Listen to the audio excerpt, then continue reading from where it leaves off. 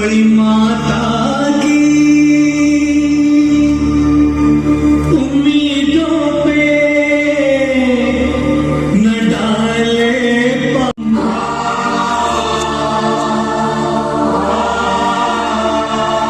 जिंदगी भर को हमें भेज के काले पानी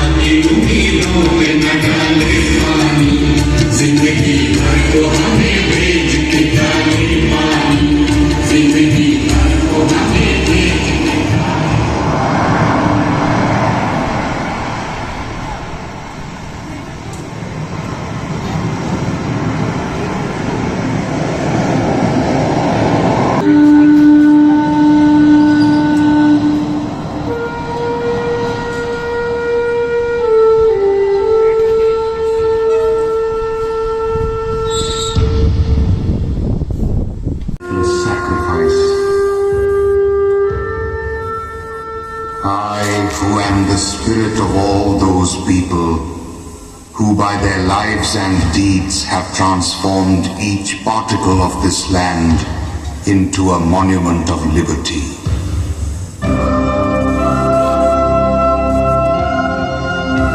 I am witness to the gruesome atrocities shamelessly inflicted by sons of man on their hapless brethren. In my bosom are buried the tales of war, which bestowed on these emerald islands the notorious name Kalapani.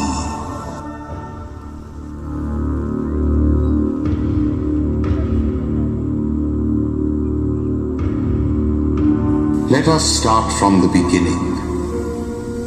From the days of softly swaying foliage and golden sands, untainted by the sweat and blood of prisoners, untouched by the cruelties of tyrants. It is said that the Andaman Islands derive their name from Andaman or Hanuman, the mythical god of the epic Ramayana. According to legend, when Lord Ram made his plans for the campaign against Ravan, he considered using these islands as a springboard for his attack on Lanka. Later he switched over to Dhanushkoti. Nevertheless, in myth and legend, this remains as a reference to the Andaman Islands. Ptolemy, the 2nd century Roman geographer, included these islands in the first map of the world and named them Agmate, Islands of Good Fortune. And so they came over the centuries to these golden shores, missionaries, pirates, mutinous sailors, soldiers of fortune, adventurers out to try their luck.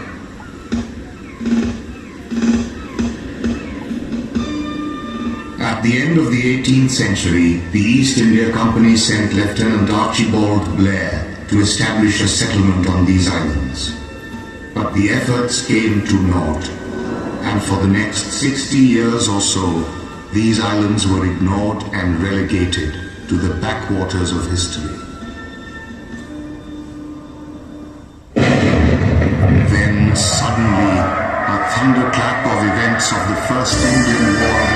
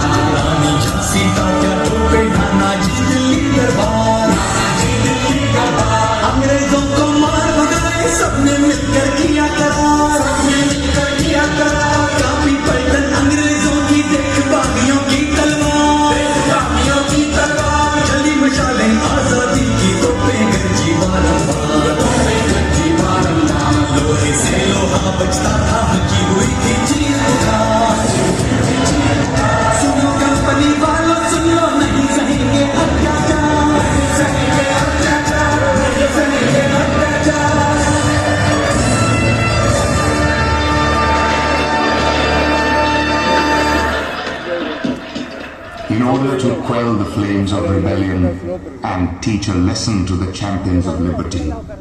The Firangi government decided on the 15th of January 1858 to transform the entire Andaman Islands into a colony of exiled patriots. His Excellency the Governor-General has given his approval to the decision to establish a penal settlement on the Andaman Islands. At first, we shall use this settlement to detain those convicts who have been sentenced to prison for mutiny, rebellion and related offences. Later on, all prisoners sentenced to exile or banishment may well be sent to the Andamans. The old harbour of the Andamans was renamed Port Blair and a penal colony was established there. But the flames of revolt continued to flare on the mainland. Soon after the first rebellion, political agitators of the Wahhabi movement took to the path shown by the heroes of 1857. Hundreds of Wahhabis were deported to these islands between 1860 and 1872. Among them was Sher Ali, a Pathan from the northwest frontier province.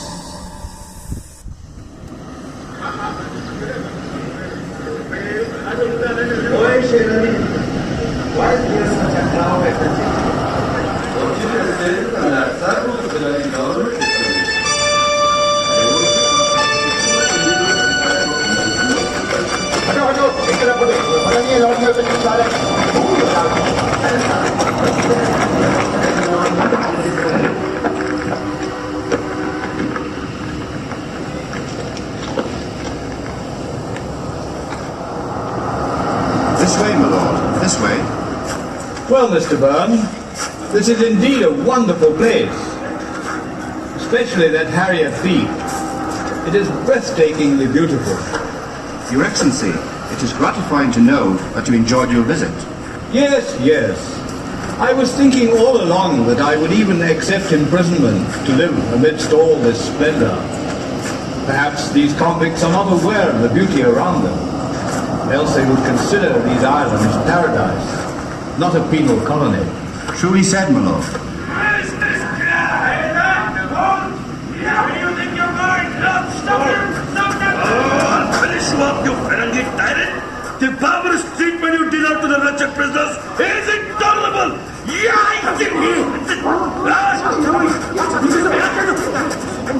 Catch him! Hold him! He's the assassin! Who's he? Who's this man? Sher Ali, an ex-convict, runs a barber shop. As expected, Sher Ali was sentenced to death. As a result of this incident, perhaps, the British started seriously considering stricter measures against the convicts. Consequently, in 1896, work began on a cellular jail at Port Blair under the supervision of Chief Commissioner Cadell and Engineer McQuillan.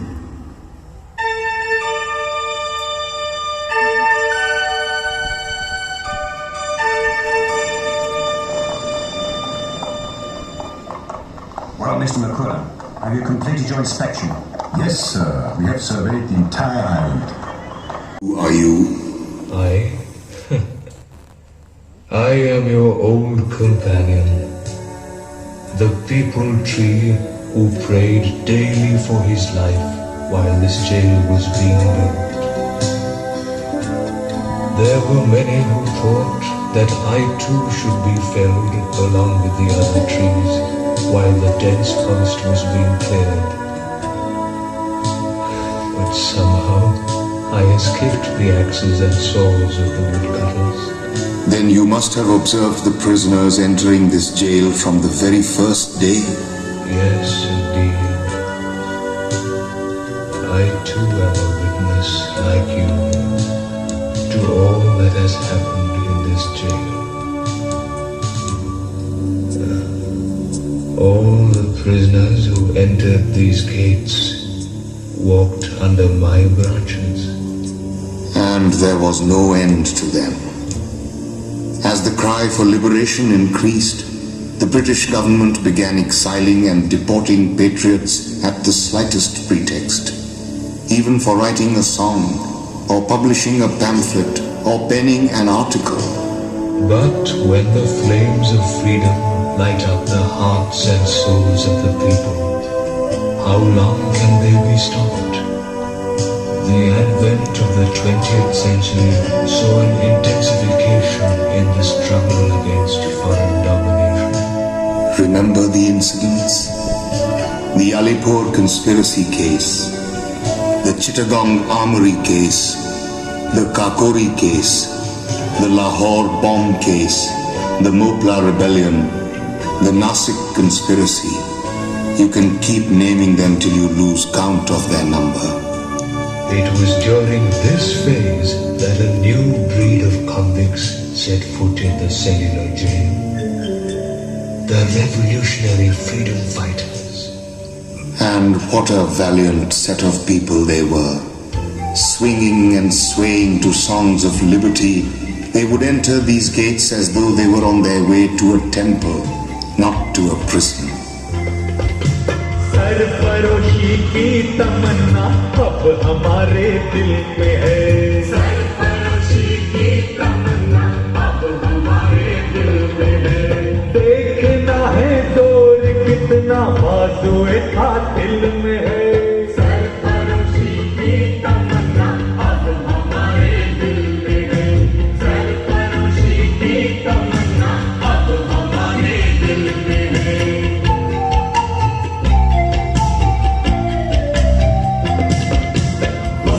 आने पर बता देंगे तुझे आसमां, आने पर बता देंगे तुझे आसमां। हम अभी से क्या बताएं क्या हमारे दिल में है, हम अभी से क्या बताएं क्या हमारे दिल में है।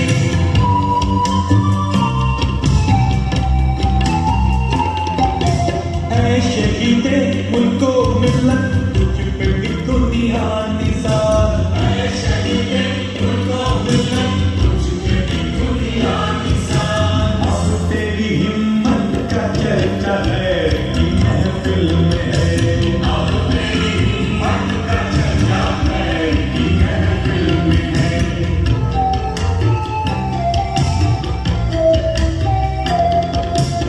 आज मक्तल में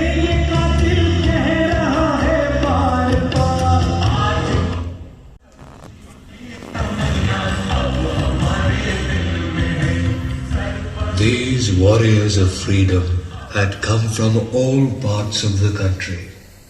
Sohan Singh Bhatnar, Hadir. Hokilan Verma, Hadir. Pandit Parmanand Sachi, Hadir. Batukeshwar Dutt, Hadir. Sachindranath Sanyan, Hadir. Ullaskar Dutt, Prithvi Singh Azad. Each one carried the brightly burning flame of liberty in his heart. And the man chosen by the British to snuff out this flame was the jailer, David Barry.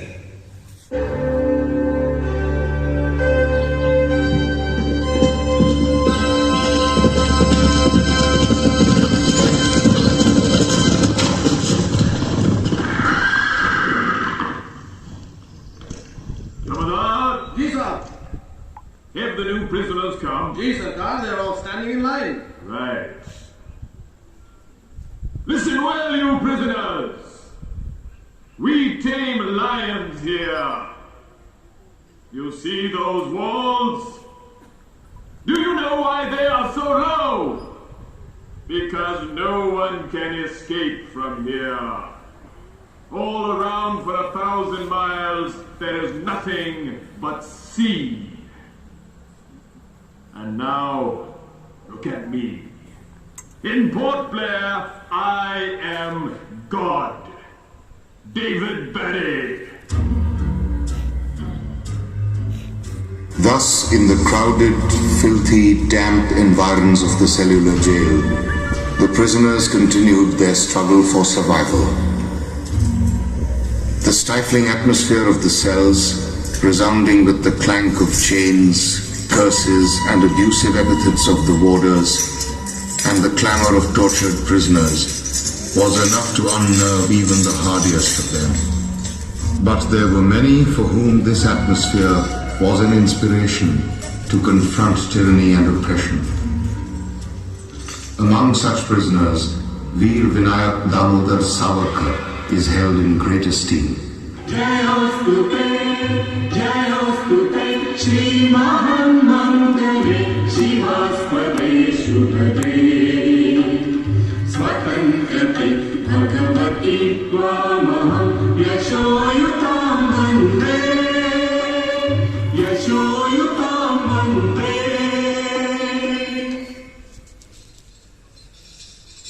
Do you remember how Savarkar showed his mettle on the very first day he set foot in the jail? The iron disc attached to his shackles was inscribed with the term of his imprisonment. 50 years. From 24th December 1910 to 23rd December 1960.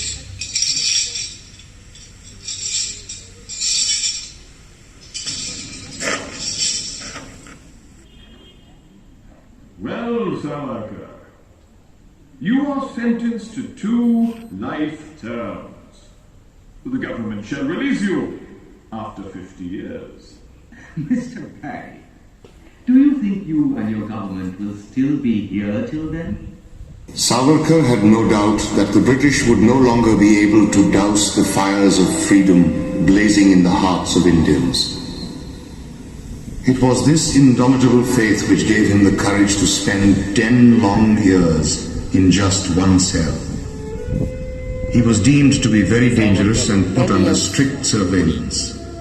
So much so that it took 2 years for his brother Ganesh to find out that Veer Savarkar had followed him to the Cellular jail.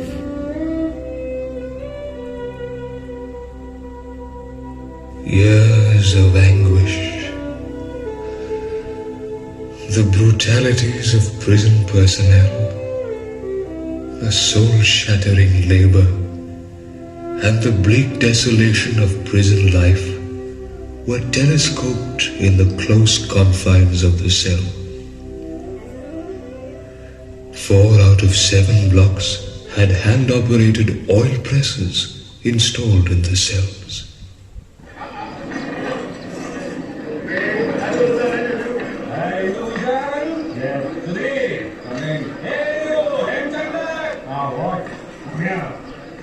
Pick up these coconut bags.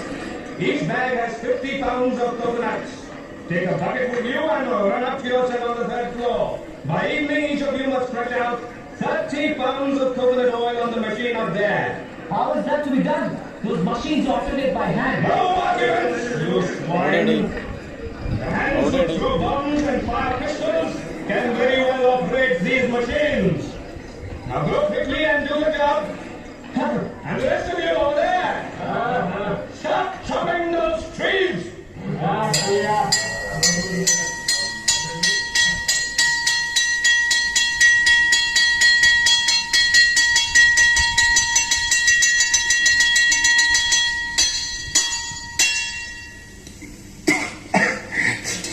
What awful food!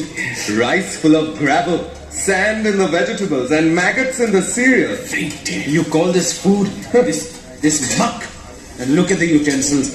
Plates smeared with oil, red with rust. Yes, they never washed that. Absolutely filthy. What really makes life miserable is the shortage of water. That's right. When I asked for water this morning, the Jamadar said, you will get just 2 cups and take up. That too would be welcome if one could drink it. The stink takes your breath away. Hey! What's the rumpus over there? There comes Barry's henchman, Mirza Khan. He is a pakka devil. Oh, you louts! Didn't you hear what I said? Stop your bloody chatter, or I'll give you such a thrashing you'll remember till the end of your days. Hey, you there! Stop jostling each other like cattle! Stand in a line, you sluggards! The scoundrel won't even let us eat in peace. Now he's come to snatch away the prisoner's food. Again you're flapping your tongues? Looks as if you will only listen to blows. Now let's hear you talk.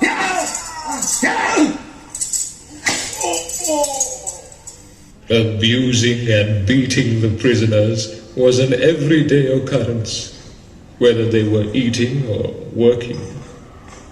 And the work was not only strenuous, but they had to complete their fixed quota.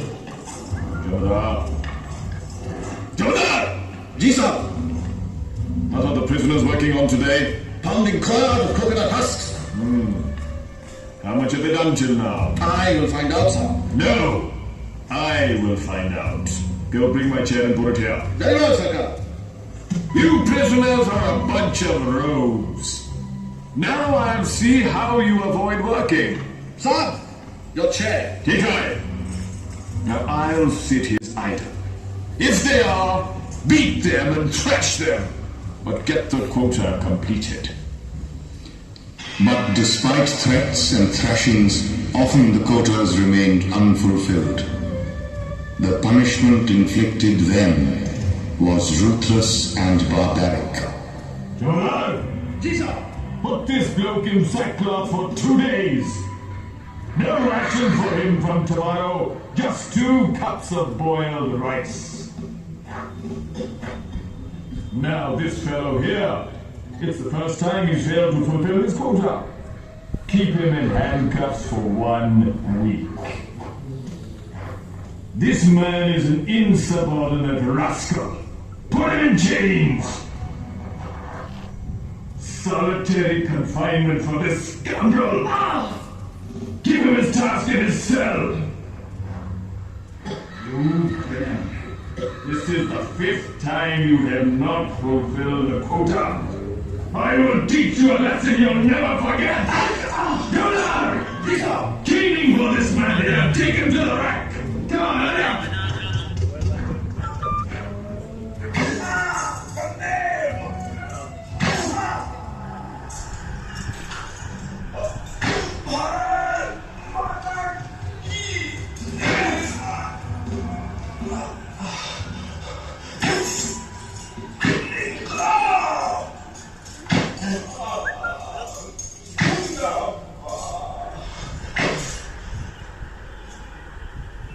Oh, there was no limit to punishment.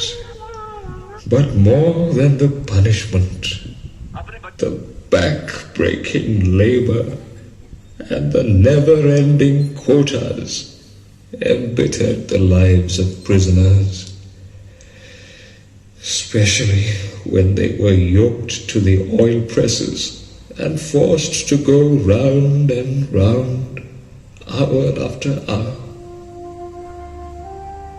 Ulaskar Dutt vividly described these travails.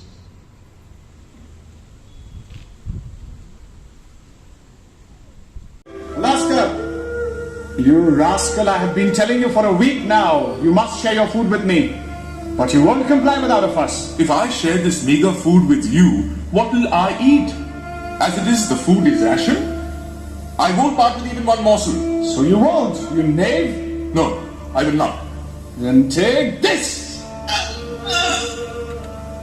If that's your attitude, I refuse to work anymore. We'll make you work, all right? Jonah! What is that commotion up there? Sir, Ulaskar refuses to work. Why?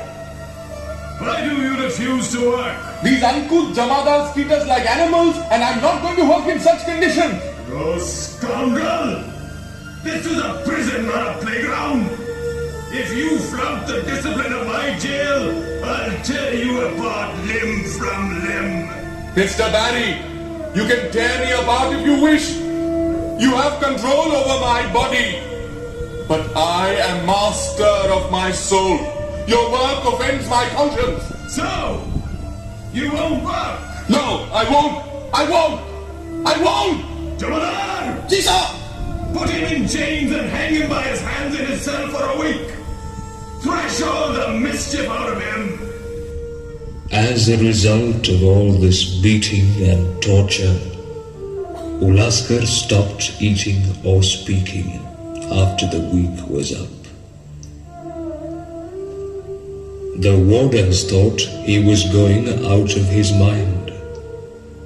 But jailer David Barry thought otherwise.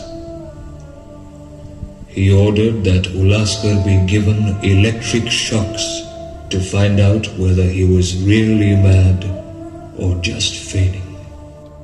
But there is a limit to human endurance. After being given electric shocks, Ulasker lost consciousness for 3 days and 3 nights. On regaining his senses, he tried to put an end to his misery by hanging himself. But the warders prevented him from doing so. And then the medical superintendent of the jail was summoned. Now look here, Ulasker. I realize that you're doing all this for the sake of your country. Now, I don't approve of your aims and your objectives, but you're still a young man. You will return home after serving your sentence. Then why do you wish to take your own life? Are you a coward? Now, I can't countermand the orders of my superiors. But if you don't object, look, I can have you moved to a mental asylum. All right, Doctor. I agree. Life among the mentally deranged would be infinitely better.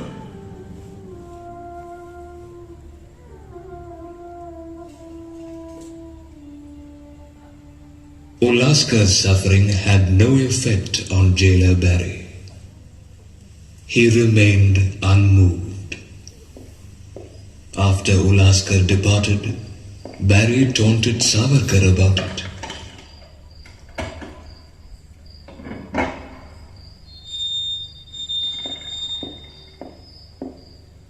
Well, Savarkar, when are you going to feign madness? After you, Mr. Barry. Acha? Indeed. The brutality you're unleashing on these poor prisoners is enough to render anyone insane. Oh, come, Savarkar. You know full well that Ulasker was not mad. He was just putting it on. If you really think so, Mr. Barry, then you are already insane. End this torture immediately, or we shall have no other option but to strike. छूट नहीं, रियायत नहीं, छूट नहीं, रियायत नहीं, हमारी मांगे पूरी करो, हमारी मांगे पूरी करो, इनकलाब जिंदाबाद, छूट नहीं, रियायत नहीं, तो काम नहीं, छूट नहीं, रियायत नहीं, तो काम नहीं. I'll see how long you rascals stay on this strike. Refusing to work.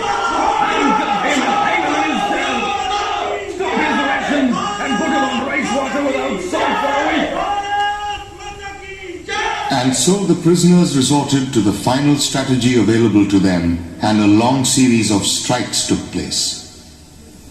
But the attitude of jailer Barry and the warders remained tyrannical and oppressive.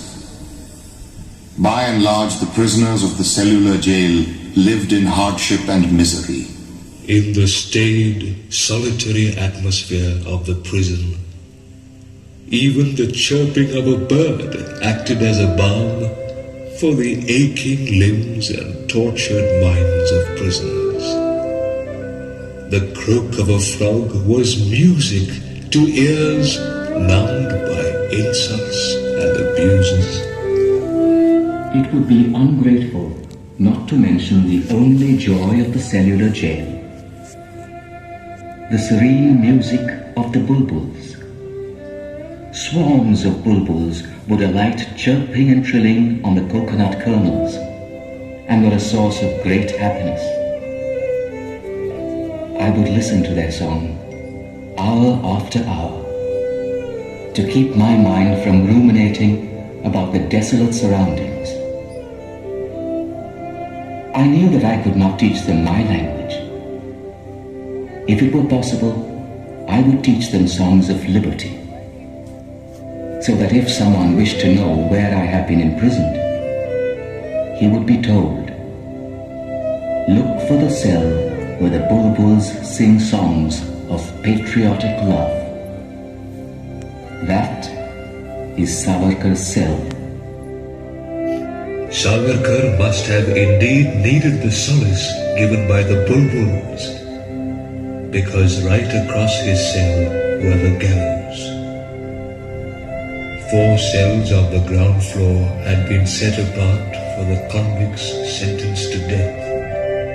And from here, right below Savarkar's cell, the condemned set forth on their last journey. It was a lonely, desolate passage to the final reckoning. There was no fellow companion on this path to give support or solace.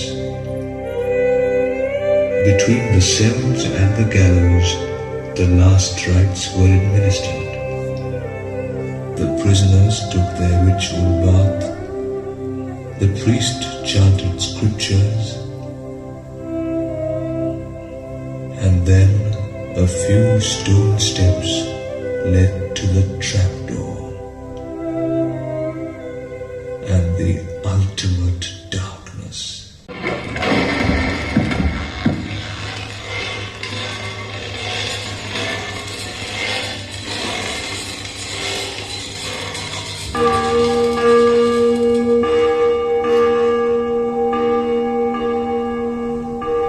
The jail authorities hanged 3 persons at a time.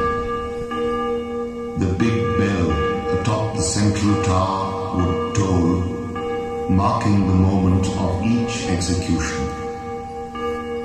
The light above the tower would flicker, and ships at anchor in the harbor 8 miles away knew that the life of 3 more unfortunate creatures had been shamelessly snuffed out. From the cells, heart-rending cries went up, but the sentry up on the central tower was unmoved. Only the living and not the dead were his main concern. As he paced on the ramparts with measured steps, the warders on the night shift would call out, 21 cells under lock, 4 warders, all right. Thus the routine of everyday life went on. But the time came at last for jailer David Barry to depart. His soul weighed down by the curses of thousands of prisoners. Did you see the state he was in? His health was ruined. His limbs had stopped functioning. Yes, he had to be carried aboard the ship by 2 men. Presently, news came that soon after reaching Calcutta, Barry had died. It was indeed divine justice that he who was instrumental in keeping patriots in exile could not set eyes on his own homeland before he breathed his last. Even after the departure of David Barry, the despotic behavior of the prison personnel remained unchanged. Conditions in the cellular jail deteriorated further. Finally, on the 12th of May 1933, the prisoners again resorted to a hunger strike. Among the hunger strikers there was Mahavir Singh, the brave companion of Sardar Bhagat Singh. He was forever singing songs of courage and sacrifice.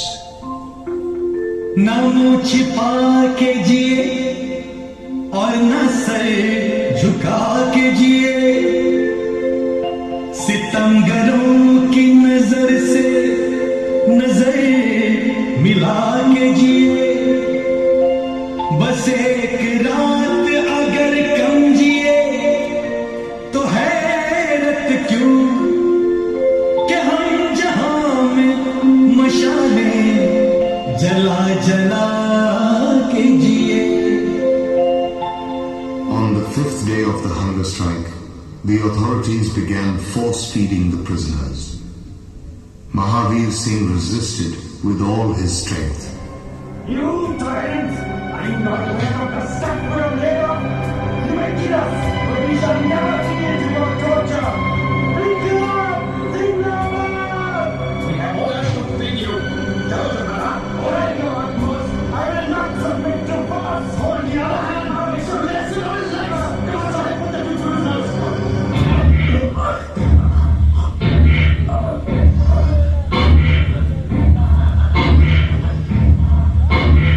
Wait, what is this? His eyes have become plastic. The blade seems to have entered his lungs, Sahib. Take out the tube, quick! Sahib, he stops breathing. What will happen now? Nothing. Quietly get rid of his corpse. Let no one hear a word of this. Will you put his body in a dummy bag, tie a stone to it, and dump it far out at sea? Yes, do just that. Take the corpse away now. Yes, sir. The authorities carelessly dumped the body of Mahavir Singh in the sea. But the incident could not be hushed up. When news of it reached the mainland, a wave of shock and protest spread throughout the country. Eventually, after 45 days, on the 26th of June 1933, the authorities yielded to the strikers. Our sacrifices have finally succeeded, my friends. Yes, my friend, the government was forced to bow down.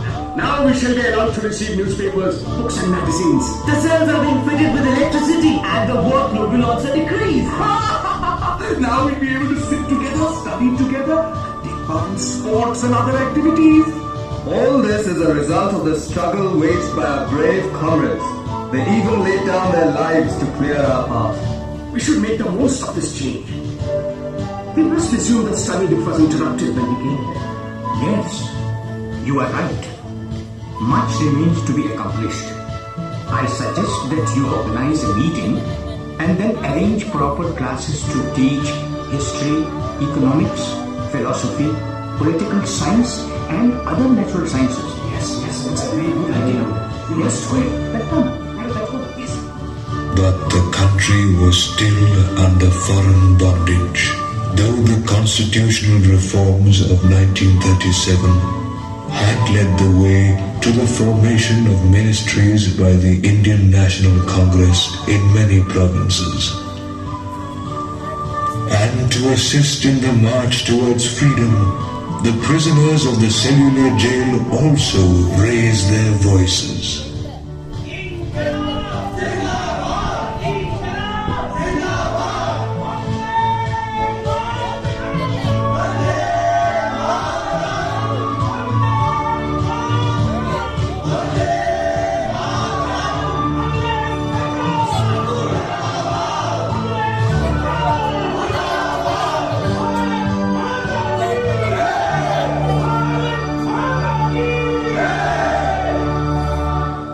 Response to the hunger strike throughout the country. Demonstrations were organized at numerous places.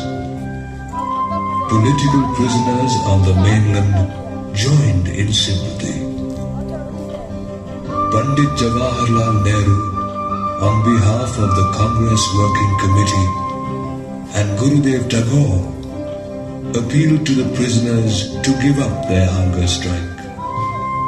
And on 28th August 1937, Mahatma Gandhi sent a telegram to the prisoners. I would like to add my appeal to the opinions of Gurudev Tagore and the Working Committee. You should give up your hunger strike and rely on us who are trying to secure relief for you. This appeal by Gandhiji strongly affected the prisoners. They conferred among themselves and sent a reply. Touched by the nationwide appeal and your message, we suspend the hunger strike on the assurance that the whole country has taken up our demands and cause.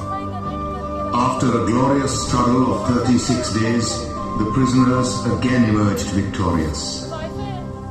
As a result, Repatriation of the Andaman internees began in September 1937. The last batch departed for the mainland in January 1938. And after 80 long years, the Cellular jail was finally denuded of its political prisoners. A painful chapter in the history of the Andamans came to a close. But another brutal chapter was about to begin. You are alluding perhaps to the Japanese occupation. Yes. The Second World War started in 1939.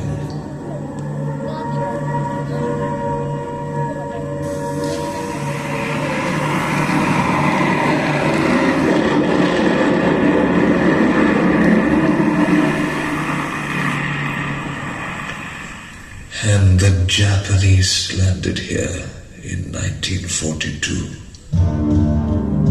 Though they were here only for 3.5 years, yet, as you know, under their occupation,